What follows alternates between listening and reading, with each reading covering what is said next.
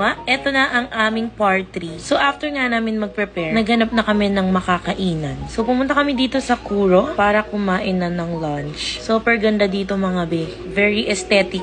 So dito nga kwentuhan lang kami. Pero wala talagang nasirang buhay dito. Emi lang yung post ko. Ano ba? So ayun, naka-order na kami ng pagkain. Syempre hindi mawawala ang picturean. Syempre for the gram. Ano ba?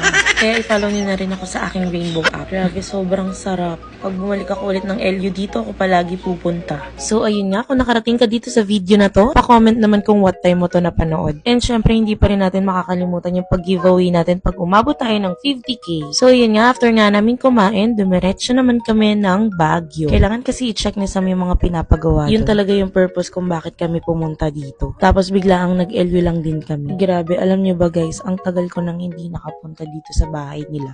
Parang 2 years din ata or 1 year. So ayun nga, nung makarating na kami dito, merong sumalubong sa amin 2 aso na sobrang kulit. Nagpapahabol pa dito kay kuya. Kaya nung pagbaba namin, tawa ako ng tawa. So, eto na nga. Ayan, kung nakikita nyo. Nandiyan na sa labas yung mga kalat. Tapos, buti na lang, pagkarating namin, naabutan pa namin yung mga gumagawa. Actually, hinahanap namin dyan si architect. Kasi siya talaga yung dapat makausap ni Samuel. So, here's the sneak peek.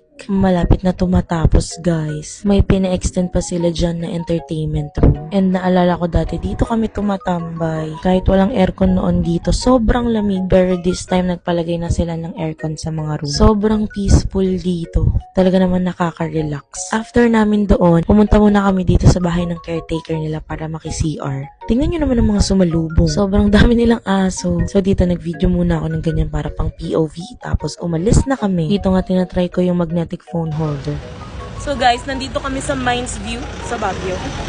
So, ayun, bago kami bumalik ng Manila, pumunta muna kami dito sa Mines View. Kasi medyo maaga pa naman. Tingnan nyo yung view, guys. Sakto nga yung punta namin, wala masyadong tao. And after nga yan, bumili lang sila ng pasalubong. And then, naganap na kami kung saan kami magdi-dinner. So, first time namin matatry dito sa Grumpy Joe. Supposedly, dapat talaga magra-ramen nagi kami sa SM Baguio. Ang end up, dito na kami napadpad. Tapos, merong bata dito, ang cute. Nakikipaglaro siya sa akin. So, anyway, okay sana dito eh. Kaya lang, magiging Yulin Castro ko. It's a no for me. So, ayun lang for today's video. Follow me for more. Bye!